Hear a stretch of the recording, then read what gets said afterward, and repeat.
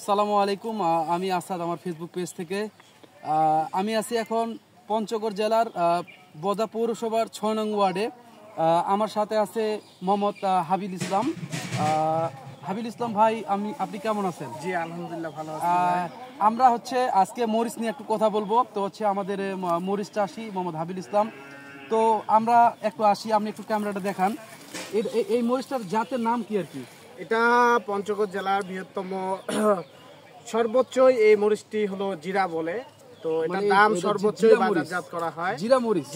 জি। আচ্ছা, এটা এবছর একটু ফলন ভালো হয়েছে, তো পরিমাণ মতো আশা করা যায় ভালো লাভবান হবে, কিন্তু বৃষ্টির কারণে অনেক গাছ মরে যাচ্ছে। আমরা এখানে দেখতেছি আর কি, এখানে একটা গাছ দীর্ঘদিন মানে এটা মরে নাকি এটা ছোট? এটা মরে যাওয়ার মতো, যে এটা মরে যাওয়ার লক্ষণ। এটা মরে গেছে। এখানে মানে 100 যদি ধরেন, মানে গড়ে যদি আমরা 100 গাছ ধরি তাহলে 1-2টা হয়তো মরবে, মানে এটা সবাই হবে না। তো আমরা আসলে বৃষ্টির কারণে আমরা দেখতেছি, আমরা কিন্তু গাছে ফলনও ভালো হয়েছে আর কি।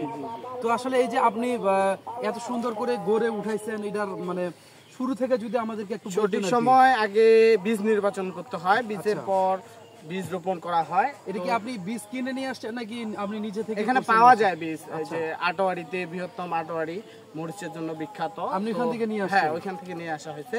তো কীটনাশক প্রয়োগ করা হয়েছে এবং কি বিএস এর পরামর্শ অনুযায়ী মরিচ চাষ করা। আচ্ছা, মানে আপনি এই মাটিটাতে যে মরিচ চাষ করছেন, এটা কি আপনি আগে আমাদের এখানে যে বদা পৌরসভার যে কৃষি গবেষণা ইনস্টিটিউট তাদের সাথে কি কথা বলছেন? হ্যাঁ, অবশ্যই। মানে ওরা কি মাটি দেখে বলছে যে এইটাতে মরিচ? আপনি একটু ভিতরে একটু নিয়ে আসেন, ক্যামেরাটা একটু নিয়ে আসেন। আমরা আসলে এখানে দেখতে পাচ্ছি যে অনেক মরিচ, মানে এগুলা কি আরো বড় হবে? এখানে একটা মরিচ দেখতে পাচ্ছি এটা মরে যাচ্ছে, এটাতে ভাইরাস ধরেনি, এটা হলো রোদের কারণে। আচ্ছা, বুঝতে পারছি, রোদের কারণে, মানে তাপমাত্রা বেশি। বৃষ্টি হলে এই যে ফুলগুলা দেখতেছেন, এগুলাতে আবার মরিচ হবে, মানে আবার সার সুর দিলে আবার মরিচ হবে। আচ্ছা, এখানে কিছু মরিচ আমরা দেখেছি যে পেকে গেছে। মানে এখনো আমরা যদি গড় হিসাব করি তাহলে আমি হয়তো মানে 20টার ভিতরে 2-3টা দেখতে পাচ্ছি যে মানে পেকে গেছে। এটা কি এত তাড়াতাড়ি পেকে যাওয়ার কারণটা কি?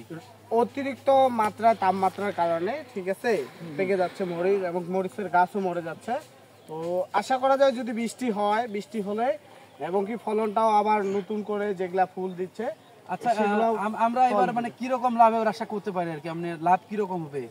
লাভ বলতে মোটামুটি একরে 2 থেকে 3 লাখ টাকা লাভ করা যায় মরিচের মধ্যে। তো আশা করা যায় এবার একটু কম হবে, বৃষ্টির কারণে ফলন কম হবে, বৃষ্টি যেহেতু হচ্ছে না। মানে আপনার একটা বৃষ্টির দরকার। হ্যাঁ, জি।